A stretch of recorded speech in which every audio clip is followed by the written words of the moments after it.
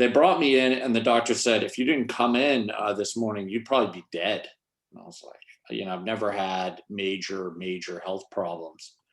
And he said, you have a blood clot that has gone from your leg. It's called a deep vein thrombosis, gone from your leg to your lungs, and that's called the pulmonary embolism.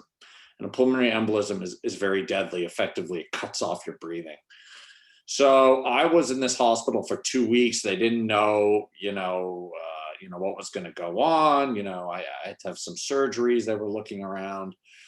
And needless to say, I got out of there and they said, look, we don't know what caused this for you, but it's something you should look, you should check in.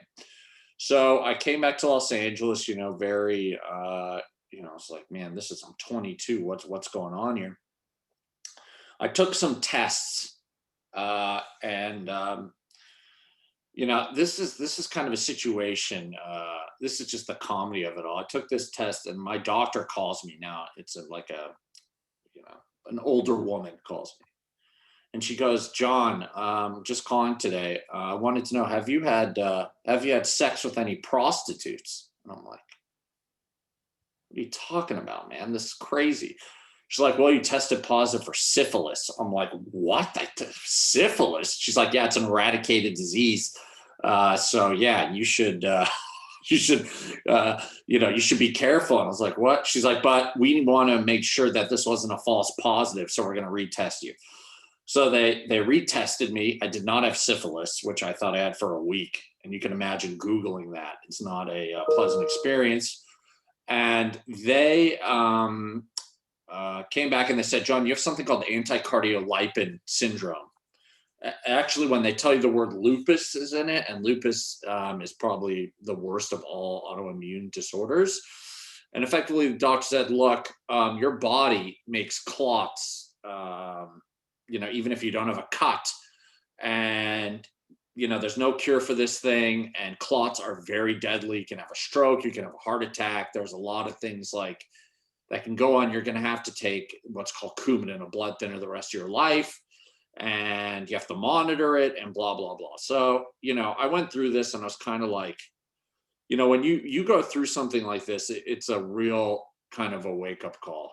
And this is kind of the start of my journey on this Memento Mori process. So during this time, so this is like, I'm 23, and from the age of like 23 to like 26, I'm having like an existential crisis, because when you're that young and, your life, your mortality's tested, you really are shaken, like your core is shaken. And I went through like I'm a very happy person. I'm very happy-go-lucky. And I went through like a deep, like I thought I was going crazy, a very deep depression for about 3 or 4 years. So I barely, that was probably the most difficult thing I went through.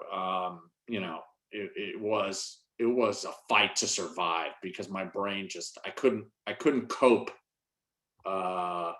with life. It was like, to make such a dramatic change in myself, it took, it was so painful, but I was able to make it through that. And once I started to get my peace of mind back at the age of 30, I was playing Sega Genesis with my friend, and my left leg went numb. So, I'm kicking his ass in Mutant League Hockey, which was a great game, and my left leg goes numb. So he goes, "Hey man, what's going on?" I'm like, "Oh yeah, don't worry, I'll just walk it off." No.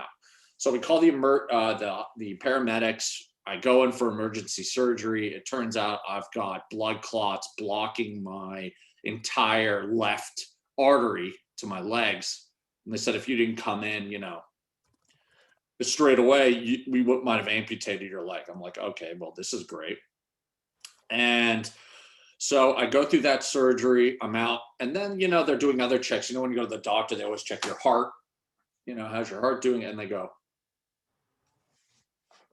"John, what's going on?" They're doing the echo. And they call the doctor and like, "John, your heart is messed up." And I'm like, "What are you talking about? I played golf yesterday." They're like, "Oh, no, your heart's messed up." So at the time, what I didn't know is I had had a silent heart attack for a month.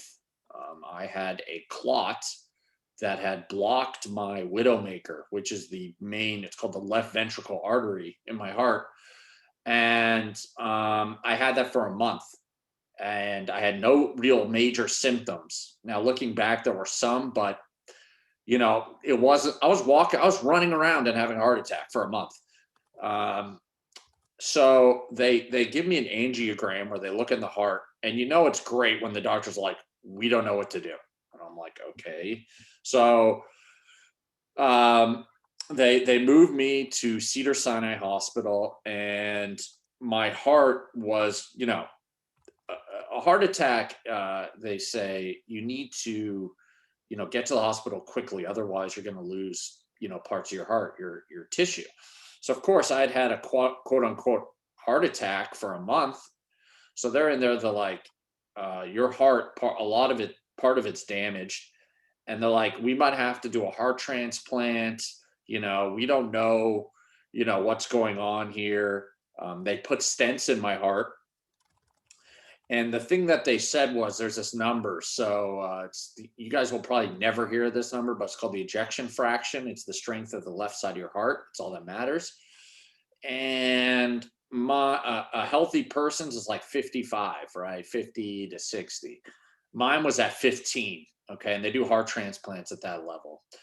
And if your rate doesn't get above 35, you're at a very high risk for what's called sudden cardiac death. So people don't really, I know this is so pleasant to talk about, but most people don't realize there are two kinds of heart attacks. There's the I ate too many cheeseburger heart attack where your cholesterol fills up. Okay.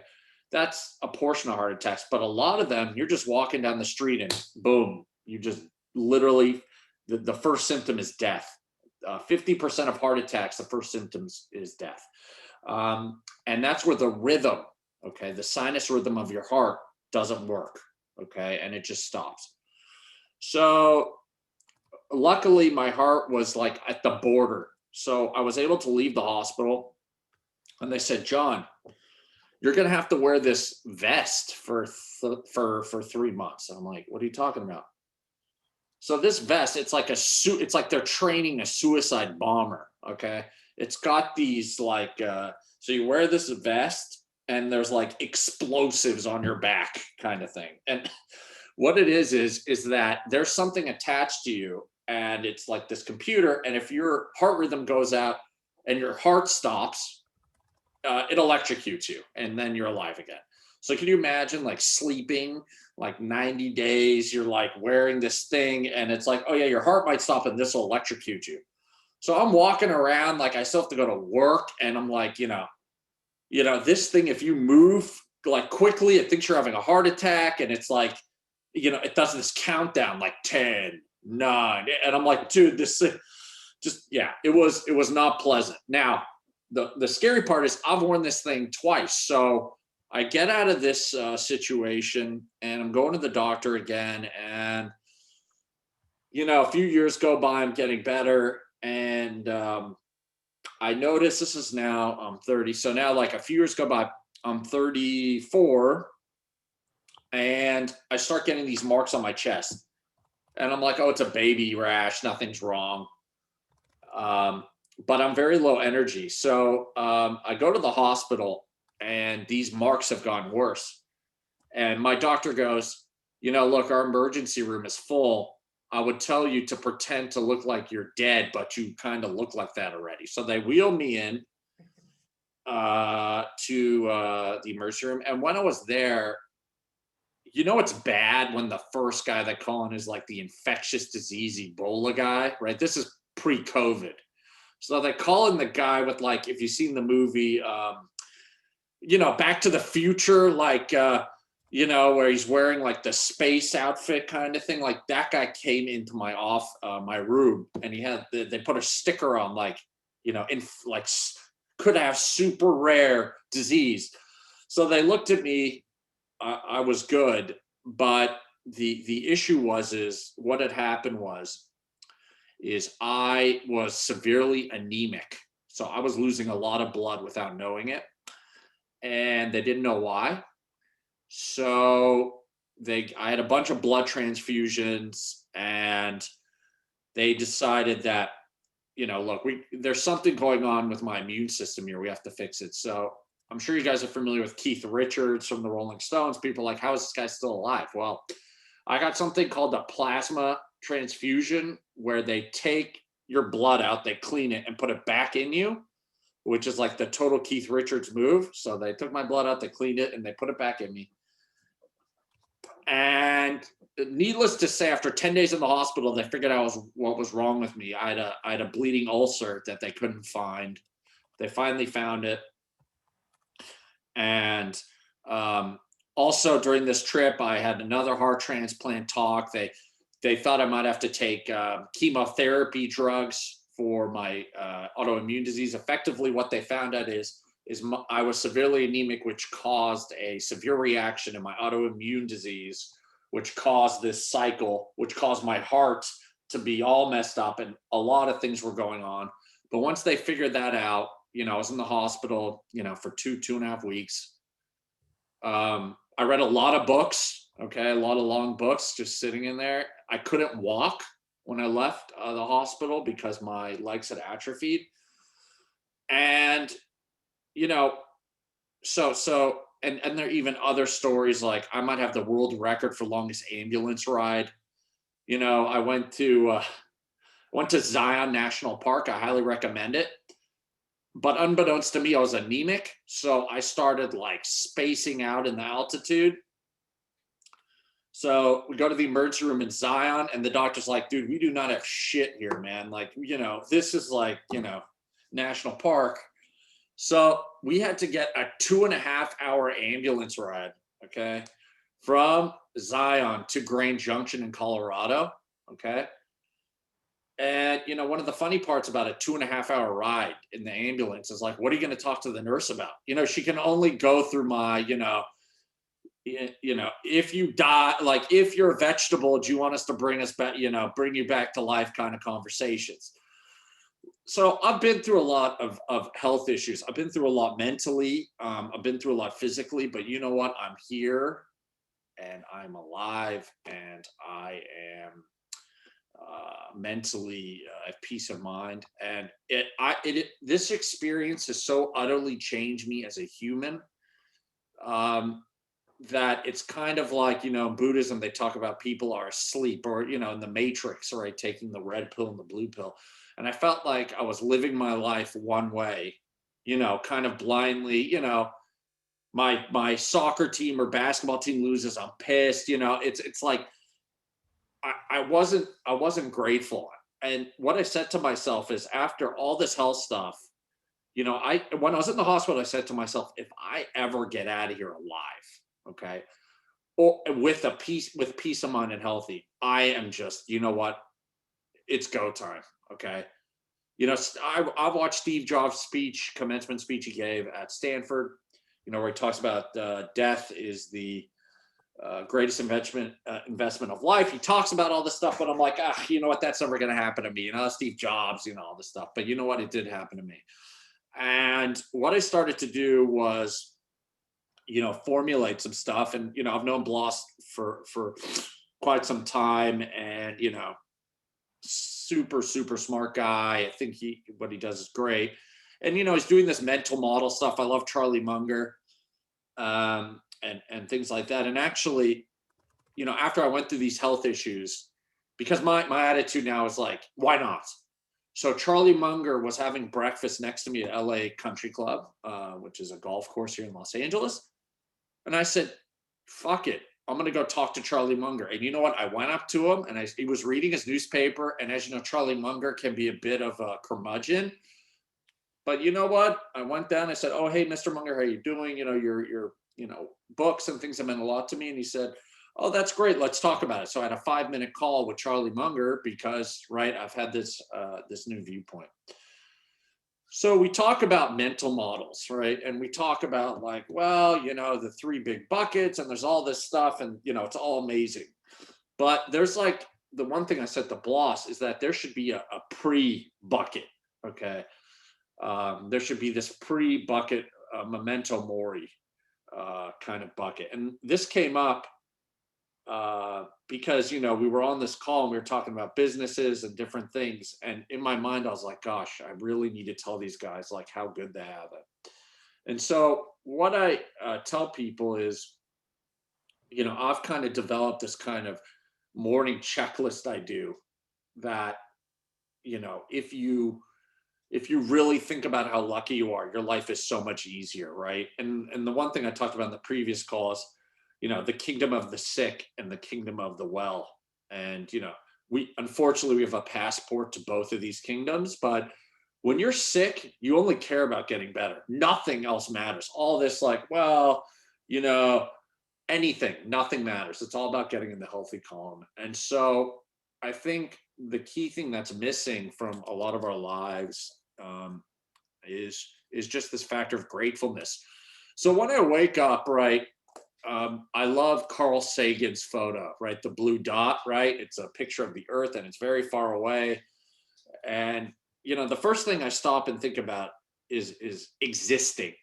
Okay, now that's might sound a little bit weird, but you know, if you really think about it, I'm on some blue thing spinning, you know, in the middle of some unit, like you can't even conceptualize that I'm actually existing.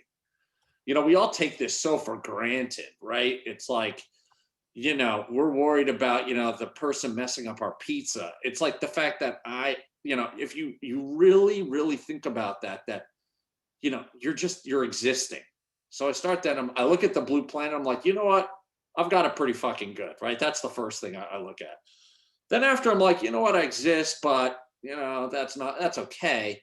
Then I look at my body and my mind, I'm like, this is the craziest super machine ever developed, right? If you think of your body and you think of your brain and you think of how all this is coming together, I mean, it is like a super machine. Okay, so I actually looked this up. This is totally nerd worthy, but you know, if you bought all the chemicals the body's made up of at Home Depot, like oxygen, carbon, stuff like that, the 9 major chemicals, it would cost $160. Okay. Now you can take them all and you put them in, you know, your Vitamix and you can spin them together and it's not going to make anything. And this isn't like a religious thing. This is just like the fact that you have a super machine and the fact that, you know, the fact that I'm conscious and talking to you right now is crazy. So like these things people take, you know, for granted. The fact that, so then I'm through that and I'm like, okay, let's keep going, John. You know, it's got to get better. I said, well, I have my senses, right? You know, I know, for example, I know plenty of blind people. I know deaf people. And yes, they get on with life and it's great. But let me tell you, having your senses is unbelievable. I mean, the people I know who are blind, they actually had more retinal diseases. They weren't born blind. And so, you know, I'm like, hey, okay, so I'm existing. I have a super machine. My senses work. I'm like, okay. And then healthy, right? So those first 3 you're not going to think about unless you're mentally healthy and you are physically healthy. Because if you're not healthy, nothing else matters. Let me tell you, when I was depressed for 4 years, all I wanted was peace of mind. I could have won the lottery. I could have had the whatever. None of it mattered because of my headspace, right? It's all driven by this supercomputer in our brain. No matter what happened to me, it was through this vision of depression. You know, if you're not healthy, let me tell you, you're not going to give a crap about any other mental model. Okay. You're not going to care about, you know, looking at it through this geometrical prism. You're going to care about getting better because that's all that matters. So you're healthy now. Okay. All right. So you got existing, your super machine, you got your senses, and you're healthy. Then another one people don't think about is the time you're born in. Let me tell you, take me back to like if I was born in 1850, I mean, they didn't even have like a toilet yet. Okay. Things weren't invented. My skill set was worthless, absolutely worthless. Okay. And I was Jewish. So being Jewish in 1850 don't sound so great. Okay. Actually, no time period sounds too great. But anyways, 1850 was really bad. But if you go back, like Warren Buffett talks about this, like if you go back thousands of years, right, his skill set was worthless, right? The stuff he would have tried to do is worthless. So it's the time you're alive. Like I am so grateful for that I'm alive now. Because if I was alive, 30 years ago, maybe my skill set, or 100 years ago, right? You think about that and you're like, okay, that's pretty crazy. Then you think about where. Okay, so my parents are from South Africa. And as you know, South Africa had major apartheid issues. So if I was born black in South Africa in the 1950s, let me tell you, I would not be doing anything. Okay, nothing. I could have been born in Afghanistan. I could be born in North Korea, right? It's not like I have a choice in this stuff. I'm in the United States, and for all its faults, I love it. Or wherever you're from, if you're in Europe, wherever, as long as you're free, it's an unbelievable thing. And the fact that if you're on this call, you're educated. So you know that close to 600 million to 1 billion people that can't even read, okay? That's the illiteracy rate in the world. The fact that you're educated and that you can, do these things. And the reason why I bring all this up is that we all have blinders on, okay? And I'm guilty of this too. And by the way, I can lose this perspective as well, right?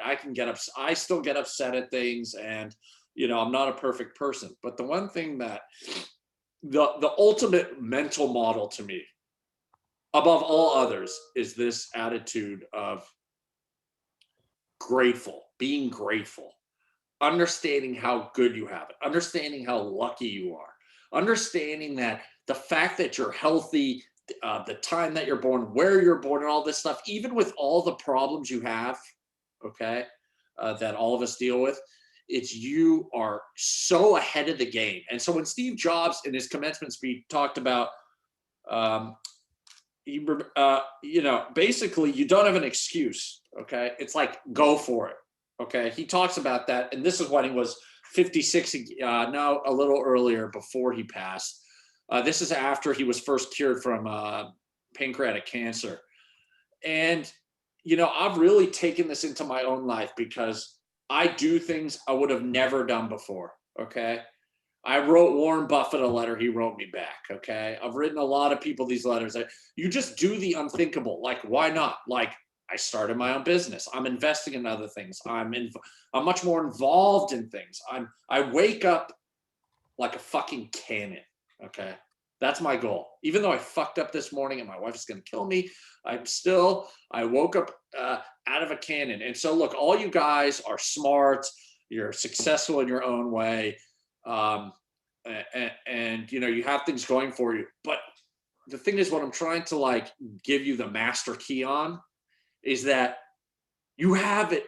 You have, I love the book, I'm forgetting of the name, but anyways, it's like the treasure is inside of you, right? You already have it so good. So all this is gravy, right? It's like when I was in school, and if something was extra credit, it's like, if I just knew all this is extra credit. Now that doesn't mean you don't give it your all, and it doesn't mean there are problems in the world, but it just means if you're on this call right now, you are gravy, okay?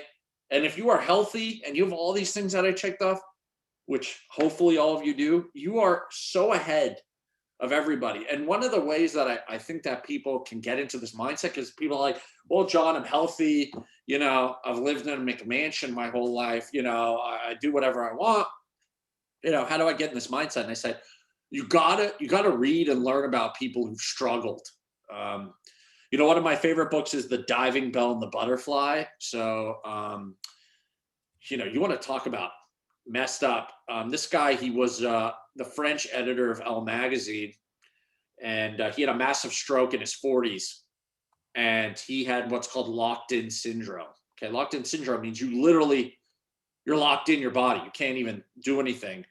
And he had one of his eyes couldn't even blink, but one of them did.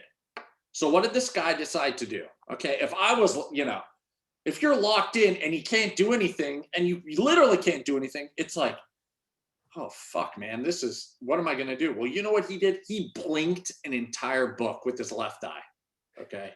He got a person to come in who sat down, blinked. They set up an alphabet. It's something Bloss would do. And they did 200,000 blinks on the left eye. So this guy's doing this, okay, 200,000 times. He writes a book, okay? The book becomes a humongous bestseller, and it became a movie, okay? And what the book is about is how this guy who's even locked in and can only use his left eyelid is still happy. Okay. Right. It's like stuff like that. And then you look at that and you're like, okay, well, that, that's only one person. But then, like, I read Viktor Frankl, right? Viktor Frankl, famous Austrian psychiatrist. He wrote the book Man's Search for Meaning.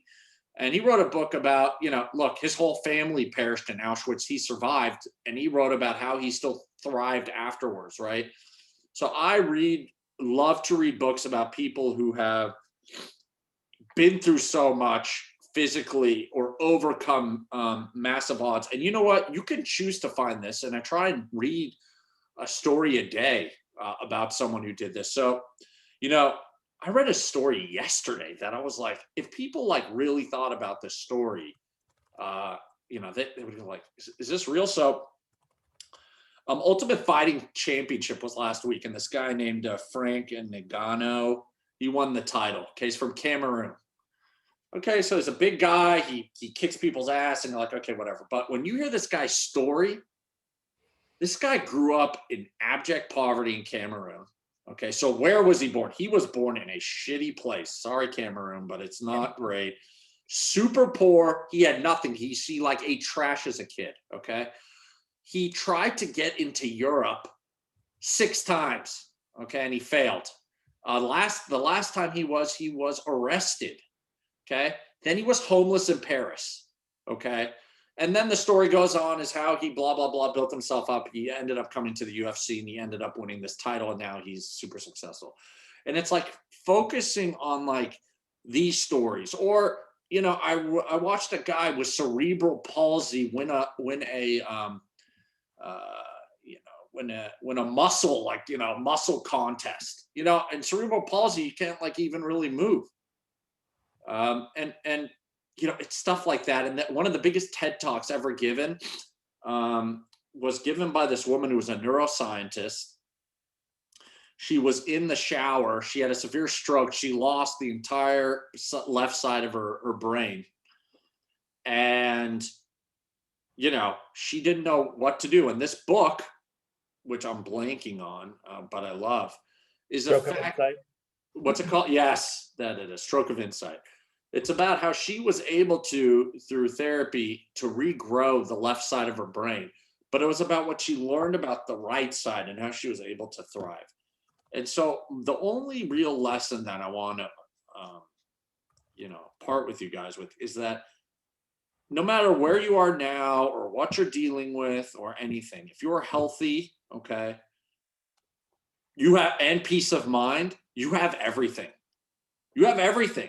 And you have to remember that on a daily basis. So one thing I'm developing, I'm starting to now is I am developing like a gratitude app, like a thing that, you could, maybe like click in and say like, well, I'm sad because of this, that, or the other. And it'll spit out facts or something like that. Like, for example, like, imagine like you type in like, man, I'm having a shitty day. And it would respond like, listen, buddy, you got 20,000 proteins in your body that have to fold exactly correctly in a random way for you to exist. Okay, that's like 20,000 proteins all rolling 6 if that die at the same time.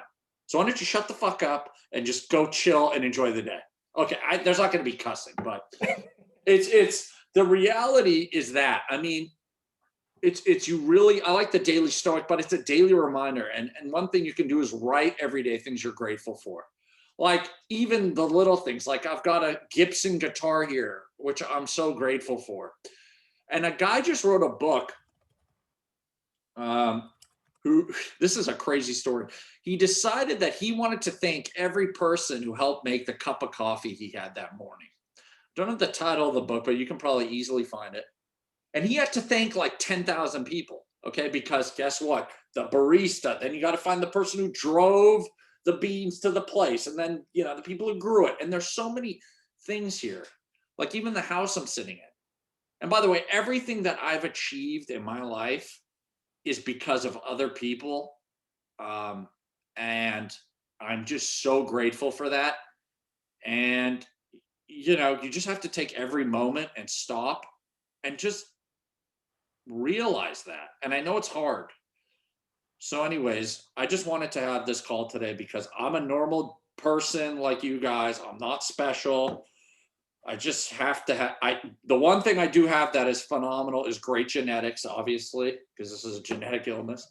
And, it's just for you to realize that without having to go through the depression, without having silent heart attacks or other, weird stuff happen, is to realize that when you're not in the kingdom of the sick and you're healthy, and when you really think about how amazing it is that you can move like your finger, we still don't know how that's even possible, and that you're conscious, it's like, yes, you still have to live in the world, but you need to step back and take a larger view of things. And maybe next time somebody cuts you off in traffic or you lose a business deal, it's not the end of the world. You realize, like, God, you know what? Maybe I'm focusing on the wrong things. Maybe I'm not focused on the things that really matter. And once you do that, once you set this kind of the soil correctly, any kind of plant will grow. Okay. And so that's why I really wanted to have this. And, I'll talk to Bloss about, the mental model of all mental models. Because let me tell you, if you're sick and you're going through this website, you're like, man, I do not give a shit about this website. I want to get better. I want to be healthy first. Once I'm healthy, all right, let's go through it. I want to invert and I want to do all this other stuff. But that's the one thing I wanted to impart. And that's really it. Any questions, comments, you guys can email me. I'm going to come up with a list of books and some things that I do every day that really keeps me in check. Some of the, charitable organizations I'm involved with, obviously it's very important to give back. I try and, fill every person in about this.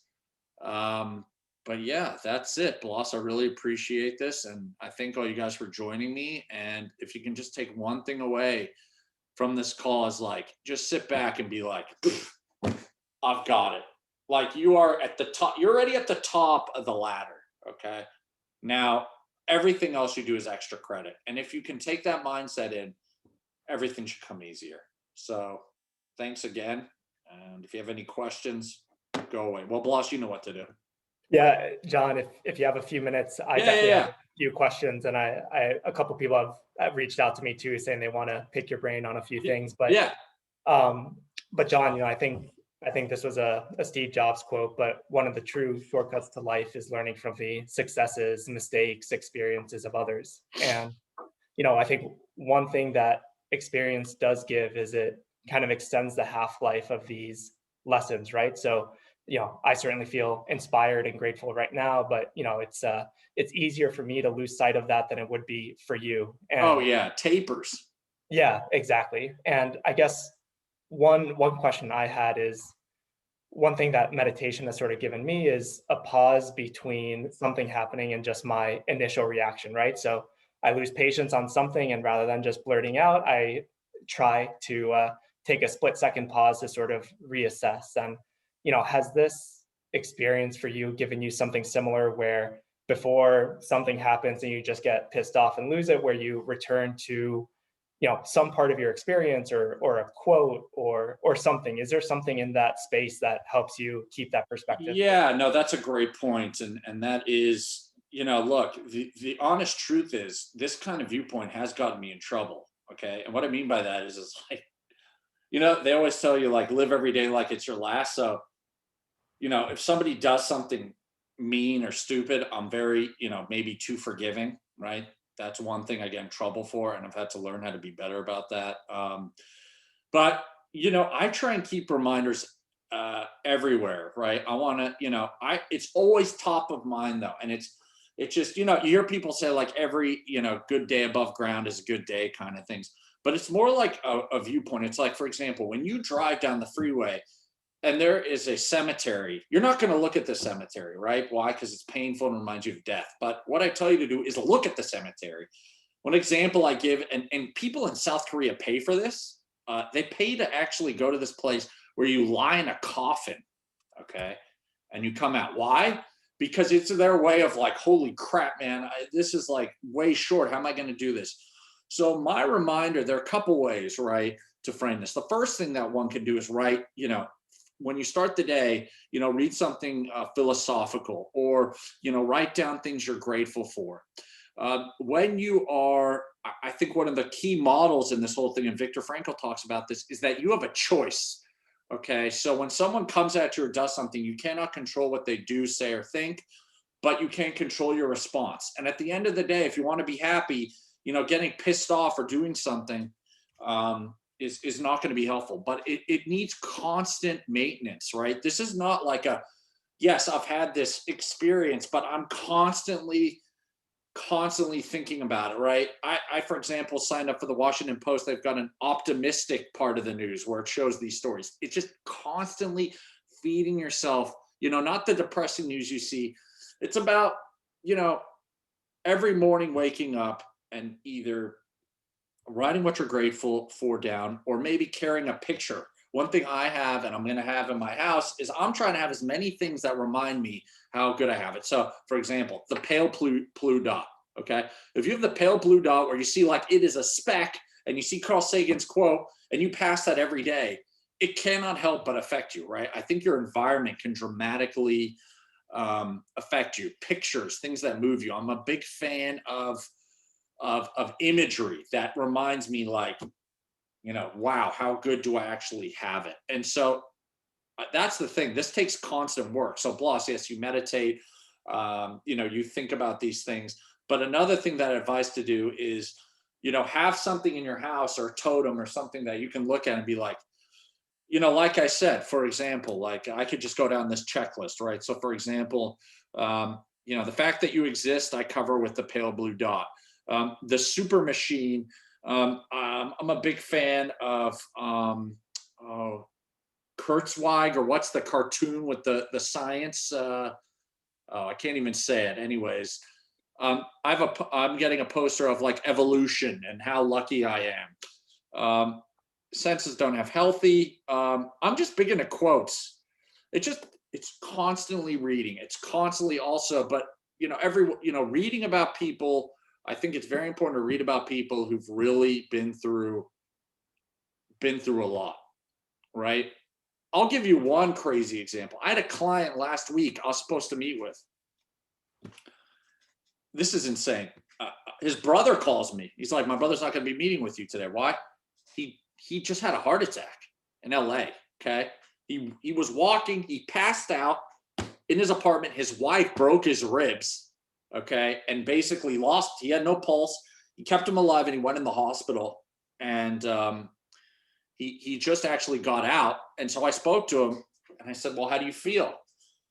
And he kind of was going through the same stuff, that I went through. And he really, you have to think about these things, right? Charlie Munger schedules time to think. Okay. And let me tell you, I am no Charlie Munger. But let me tell you, I need time to think. And I think that we all live life so fast and thinking about the next thing, you don't really ponder these things. And I think it's very important to actually set time to think about these concepts, right? I'm not telling you to be spiritual or anything like that, but it's to think about, when you read about physics or science or anything, I always find I like to spend time reading and watching inspirational things that kind of fill me up with this kind of vigor. I love reading about entrepreneurs, right? I read a book about James Dyson, invented the vacuum cleaner. Why would I read that? Because you know what? The guy, his story's insane if you read it, about how he struggled from nothing. And it's just setting time, It doesn't just come naturally. You're not just going to wake up and be like, oh, I heard this speech from this guy, and now I'm like, yeah, everything's great. And yeah, it doesn't work like that. Okay. You're going to wake up tomorrow. You're going to be like, this sucks. Oh my gosh, this sucks. QAnon, this, what's going to happen, all these problems. You're not going to be thinking like this. And the way you have to do is sit aside and think about these things. Like if you really deeply think about like just the simple fact of when you were born, like literally. There's a great book I read on progress, the progress we made, technological progress from 1870 to 1970. I mean, you're talking like nothing was invented before like 1870. And then the next 100 years, you know, you got cars, airplane. Imagine that. I mean, it's crazy. And think about where we are now. Okay. So it's like, and by the way, if I wasn't born when I was, I would have definitely died. Okay. Because my heart condition, I needed the latest technology, I needed the latest science. For example, you know, they put stents in my heart, they went through my vein, they went through my wrist. They didn't go through this, they went through my wrist. And it's just to think about that. And just to constantly remind yourself of this. And I would set aside an hour a week to read, you know, what do I have here? Let me just see. Oh, I've got a ton of books that I read about this, and it's like just yeah, read uplifting things, but spend a week thinking about your mortality, like as much as you can. Like one thing people do is they carry around this Memento Mori coin, right? Which the Daily Stoic does, which reminds you, like, yes, it's not very pleasant to think about death. No one wants to think about death. No one. But there's another great quote, right? To know how to die is to know how to live. Now, I don't think about dying, okay? I don't. But I think about living. I think about like, and this is like depressing to know, but it's the truth. You know what? In 50 years, let's talk about Steve Jobs. In 500 years, I don't think anyone will know who Steve Jobs is. Okay, maybe 100 years. If you look back 100 years, we don't know a lot about people who did amazing things. So time erases all. And though I think I'm a swell guy, I think I'm fantastic. You know what? In 100 years, no one's going to give a shit about me. Okay, no one I know now is going to remember. They're all going to be dead. Okay, all the people judging you, guess what? They're going to be dead too. And since you know that, and it's depressing, okay, but at the same time, you're like, oh, well, then who cares? Like, who cares? Just go for it. Enjoy the time while you're alive, because the fact is nobody will be around to remember it. Okay, you might be Michael Jordan in 1,000 years. No one's going to know who Michael Jordan is. Nobody. I promise you, nobody. So just think about it. It's all about now, doing the best you can now. And it's about the inner scorecard, not the outer scorecard, because remember, the outer scorecard, you know I work with a lot of very successful people, and I'm like, this guy doesn't realize, like, he's going to be buried next to the homeless guy down the street. We all end up in the same place.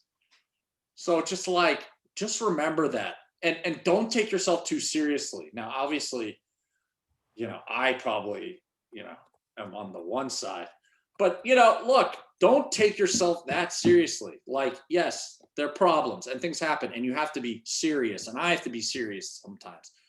But don't take life so seriously. Like, sit back, have a beer, or just think like, wow, how good do I have it, right? If I miss this appointment or something, is that really the end of the world? Is that really, and it's about having enough, right? Do you need more stuff? Or, like, that's what I'm trying to say.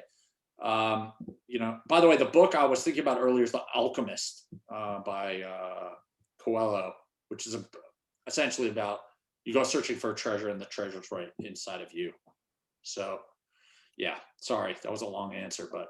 No, I love it. I love it. Thank you, John. Well, I certainly know that a gratitude app or some sort of daily reminder from you would be helpful. And if that's something you just call me, everybody. You can just call me every morning and be like, daily hey, call John, with what's John going Herzog. on? I'll be like, hey, guy, you know how good you have it, man?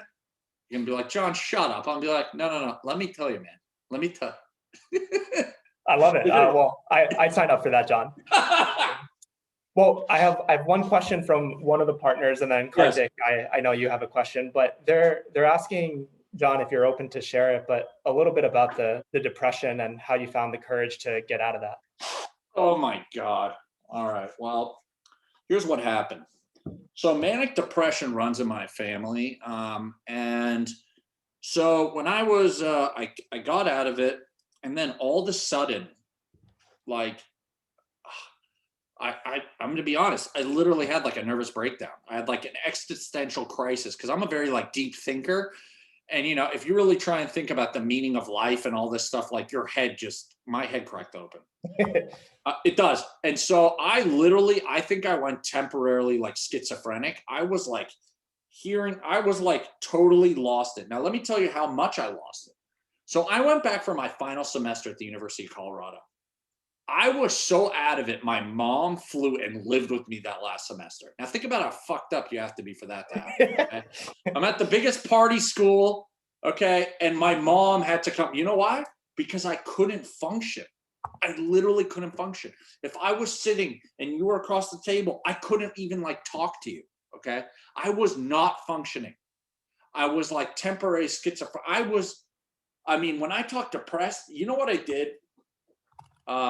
You know, I'm not a person where suicide would ever be a thing that I would think about, but the kind of things I were dealing with, it was like turning me, almost suicidal.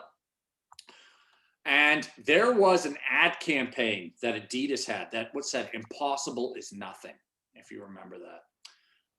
And I was so out of it just to make it through the day. Every morning I'd pound my chest and I'd say impossible is nothing. Okay. I was that bad. Um, I it was the scariest thing that I've ever been through. Now people are saying, how'd you get out? So, they put me on antidepressants, right? That kind of helped, probably placebo. But, you know, one of the problems that people have is finding somebody who can tell you what you have or don't have. So I went through this for like 5, 6 years. Okay. And it's pretty hard to be that depressed for 6 years. I mean, I'm a very happy person, and I literally was losing my mind for those 6 years. I did a lot of research, and I said, there's something fucking wrong here. Like what's going on here? And it turned out I went to a doctor. I looked into cognitive behavioral therapy, right? Which is, where they talk more about actions and how your thoughts drive everything, how an incorrect thought can lead to things. And when I got there, I told this guy, what was going on. And he said, I want you to read this book. I think this is what you have. And I'm like, okay. So it turned out what I had this entire time is I had a form of OCD that was internal. So when you think of OCD, you think of like, oh my God, I'm going to wash my hands, like keep washing them and they're bleeding. Well, I wasn't that person. Okay. I did not have that. What I had, this kind of anxiety that I had triggered in me was an internal OCD. So what that means is like I'd have a thought and a compulsion, and a thought and a compulsion, like, oh my God, am I going to kill myself? No, I'm not going to kill myself. Okay, well, why not? It's scary. Da, da, da, da. And I didn't know about that. As soon as I found out I had that and I read it, you know what? It went away. As soon as I knew what I had, it went away. But I will tell you, when I talk about health, a lot of people just think about physical health. Okay. Let me tell you something. Your mental health now, obviously, you need to have a healthy body to live, but your mental health is so crucial. Look, I did all those things that actually didn't even help me. I tried to meditate. I couldn't meditate because I had this like voice in my head, right? And it was purely the will to live that kept me alive that whole time, right? I went to doctors. I never did drugs. I never did anything like that. It was the will. It was this thing of impermanence, okay? I read a lot of books in Buddhism, and I said, everything has changed. This will change. I will get out of this. Now, I don't know when. So I worked out for like 5 years. Now, I still graduated college, right, with my mom. I still got a job. I still traveled around the world for about 3 or 4 months. But that entire time, I was still not with it. And it was purely the will, that knowing that no matter, Churchill's got a famous quote, if you find yourself in hell, keep walking. Well, I was in fucking hell. But I was like, you know what? Fuck this. I'm going to keep walking and walking. And one day I'm going to get out of hell. Now, it took a long time. But now, as I sit here talking to you, it's now the value of peace of mind is now I know. I can sit here. The fact that I can sit here and talk to you is a miracle to me, because if I was depressed or what I went through, there was no chance. By the way, it can strike anybody at any time. There's a guy, billionaire named Howard Jonas. He founded a company called IDT. He wrote a book on depression where he was a billionaire, you know, everything going for him. And his wife got sick, had a near-death experience, and he like was barely functioning also. And so what I tell people is, you know, really focus on your mental health. If you're having any issues, you know, go see a cognitive behavioral therapist, or, you know, go find out what's wrong. You know, I think there's a big problem. There's a stigma of mental illness that is driving a lot of people not to seek treatment when they should. In my case, literally like 2 sessions, I was done. He's like, okay, this is what you have, read this book. I'm like, oh, okay. And then it went away. Once I knew what I had, it went away. Mm-hmm. And it reminded me of A Beautiful Mind. Now, that's how messed up I was. I wasn't that bad. Where Beautiful Mind, like he's got this whole secret schizo thing, but I was like, I was getting there. And just take your mental health really seriously. And if you ever have an inkling of anything, you know, you should really go talk to somebody or do something. Do not let it fester. Do not let it grow. Because like I said before, everything is driven by your brain. Okay. So I'm looking at this tree right now. I'm happy. So it's a happy tree. But if I'm depressed, man, I hate the tree. I hate the grass. I don't like everything. And so when you look at mental and physical, you want both. Okay. But the mental is crucial. I mean, so really think of taking care of that. And one thing I've learned to do, because I've also anxiety issues, is I do a lot of, I do breathing. So I do this thing called Sudarshan Kriya, which is this yogic breathing, which I sent Bloss this book. And I have to tell you, first of all, for me to even try this, the only reason I tried this is because I have this new gratitude life, like me with some yogi in a mountain breathing with and the guy's got a beard. He looks like, you know, Gandalf. But you know what? I did it because I don't care. I don't care what other people think. And you know what? It's the greatest thing I ever learned. I'm telling you, this breathing I do every day. Mm-hmm. So just really like look into it and take care of your mental health, but it can happen to anyone. And so that's why you have to wake up every morning and be like, okay, am I depressed? No. Okay, am I anxious? Yeah, but everyone's anxious. Do I have peace of mind? Yes. Okay, if you have that, then just like, it is like, you're so blessed because there are so many people who either have a mental illness or they've got some issues going on and you don't have that. And that's another thing to be grateful for. John, there's a beautiful Carl Jung quote that says, no tree can grow to heaven unless its roots reach down to hell. And it seems like your roots go down to hell. I'm deep in hell, man. I'm deep. Kartik, I know you raised your hand for a question. Can we tap on you? Blas, thanks for the opportunity. And John, what a phenomenal chat. Sign me up for that app and maybe that podcast, right? Not just inspiring stories, but even your sense of humor is phenomenal. Thank you. Oh, well, look, I appreciate it. And I have a short comment and, you know, a related question. When I was 9 years old, I met with an accident myself, you know, and I almost ended up electrocuted, but electrified, so I'm still alive. I ended up losing my right arm and right leg. But, you know, the interesting thing that keeps coming back is, you know, I don't think I probably thought as much about it when I was in my teens or in my 20s, but I think in those few minutes before me going to the ER and, you know, kind of getting help, and this was in India, by the way, I grew up in India. I vividly remember asking the doctor multiple times, would I, you know, be alive after this, right?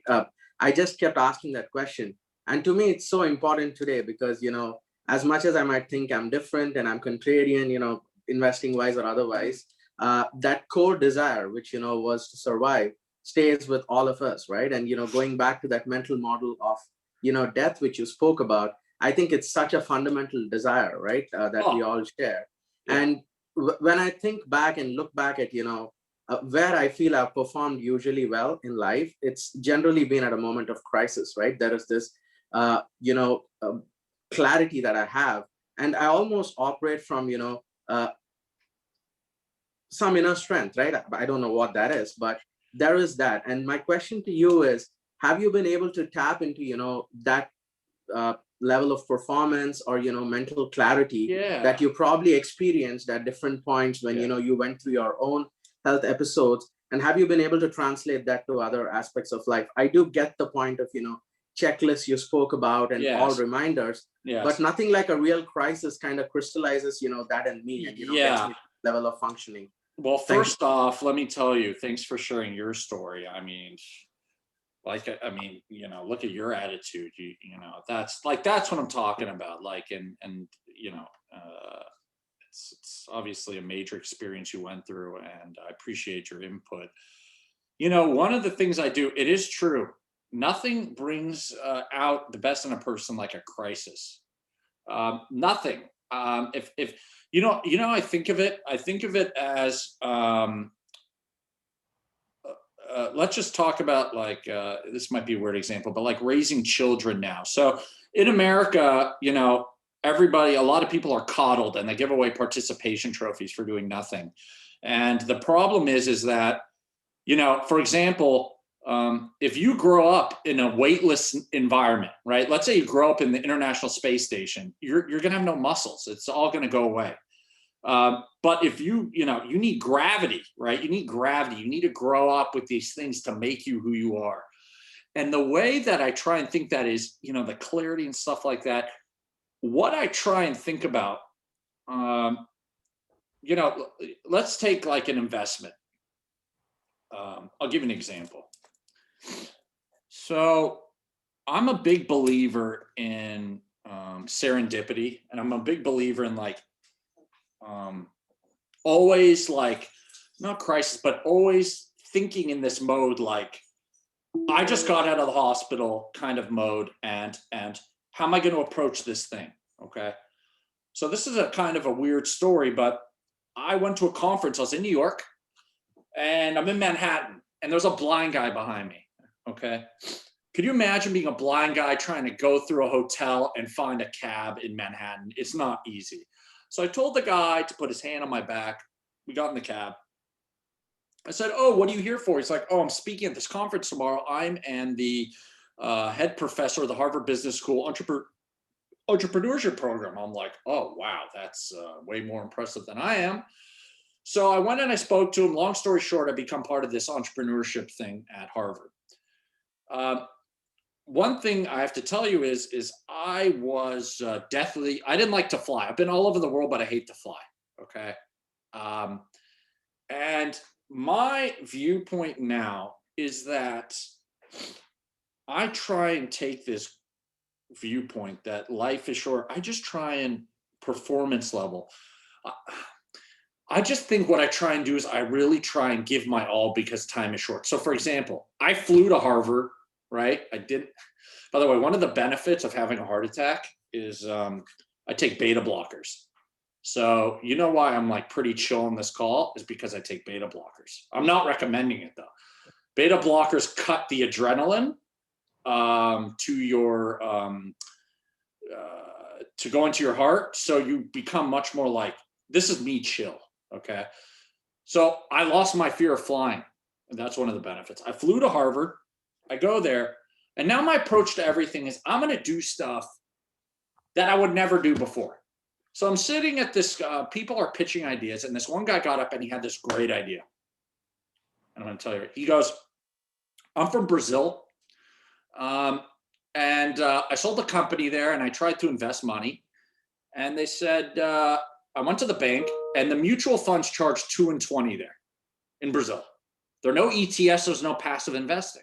I'm like, this is crazy. He's like, "I'm trying to form the Vanguard of Brazil." So I hear this and I'm like, not only is this the greatest idea ever, but I'm getting involved in this thing. Okay, I want to be on the board. I'm going to be very well. So my viewpoint, this crisis viewpoint is like, I don't waver now. Okay, if I think something is going to be interesting to do, I do it. I don't wait because, you know, regret, right? There's the numerator and denominator, and regret's down here, and you do not want to regret, right? So I went through it. I spoke to the guy, you know, COVID hit, and you know what? That little company, you know, just got a partnership with MSCI Global, which is the biggest index provider in the world. And they're probably going to be the biggest ETF provider in all of Brazil. And I just met this guy like a year plus ago. Why did I get involved in this? It's because the viewpoint I have is, why not, right? And this doesn't mean you always have to be taking action or doing something. But the thing is every time, like, if you're looking at a business as a contrarian investor, it's like, what's something I would do that I wouldn't, normally do? For example, I like Robert Caro. He's a great author. And he talks about turning every page, right? He talks about that. So I'm a much crappier investor than you, but it's more like, what would you do? Like, I know a guy who runs a hedge fund, and you know what he did? This sounds pretty sad, but it's legal. He had someone camp out, like paid some like intern to go camp out near like a company headquarters with a profile of some of these people who might walk into the building. Because if that person catches it, it's called public information. And that's kind of what he used to get his performance. To me, that's a crazy idea. But what I'm telling you is like Steve Jobs said, stay hungry, stay foolish. So it's like, I look at your example and like, it's unbelievable. Yes, you went through this terrible accident.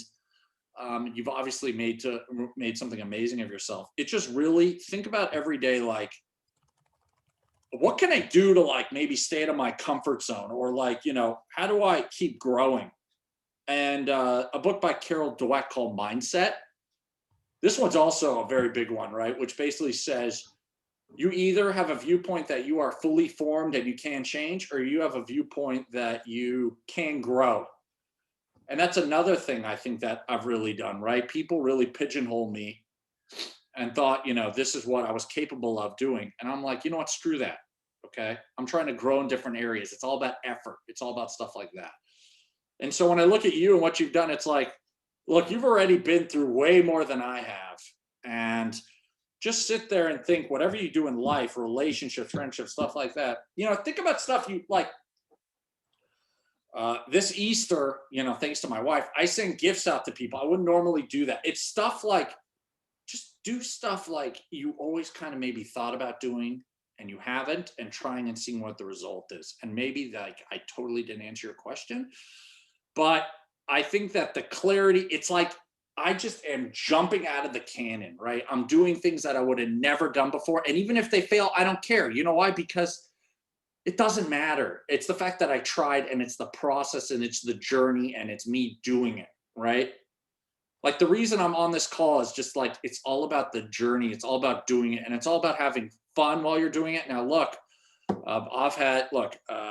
I've invested in a hedge fund that's blown up. Okay. During COVID, I had this big position in a hedge fund, never had a down year.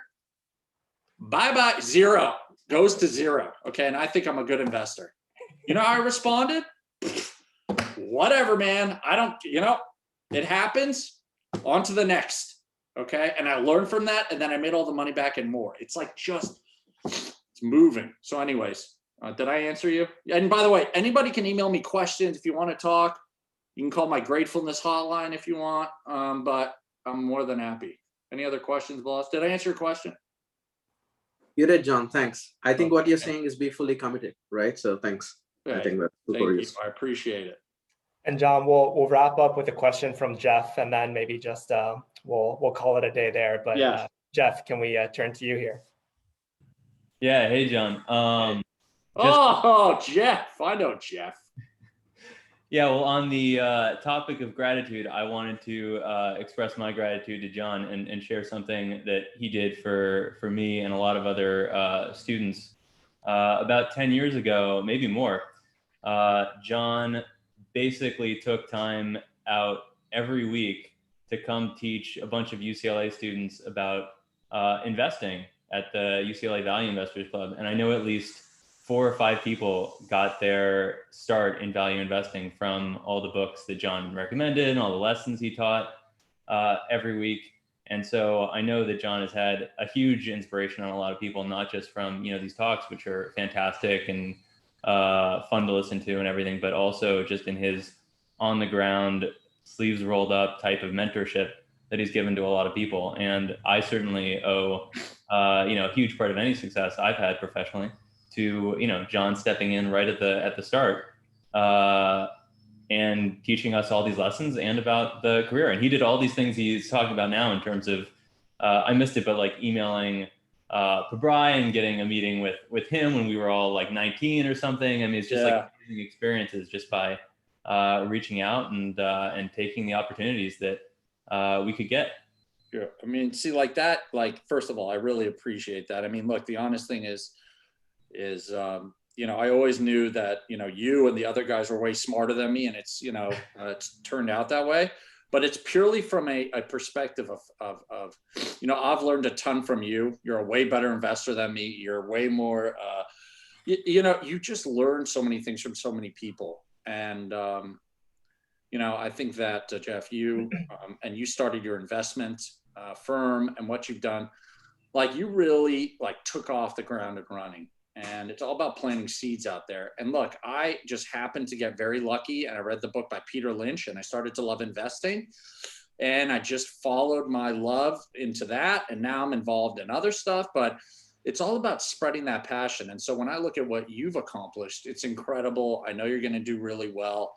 And, the pleasure was all mine. That's the thing, right? We always talk about that. John Wooden talks about that, is everything we want to get, you have to give first, right? If you give love, you get it back. It's the mirroring effect.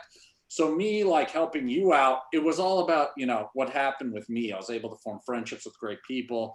And it just makes me so happy to see the success that you're having.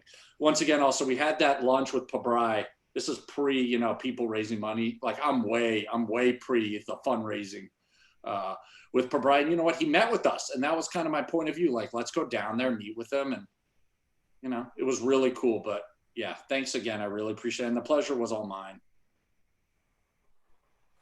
Thanks for sharing, Jeff and John. And I think we'll call it there. But John, this was awesome. The number of comments in the chat of people just thanking you and sharing your story is awesome to see. And you mentioned maybe putting together a one-pager for us that we could maybe refer back to, and take some of the things that you talked about here today and some of the things you've learned, and have that be part of our day-to-day. And if you're still up for that, I'd love to see that. And I'm guessing people on here. Yeah, for sure. I would, you know what, like I said, I'm grateful for all of you. I'm grateful for you being on the call.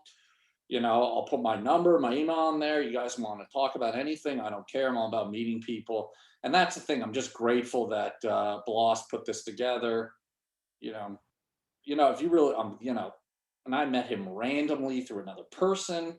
And it's just, I'm grateful for everything thanks for joining this call. And seriously, contact me if you have any questions, or if you have any issues, you can just call me, because, I think the only thing I can help you with is your perspective.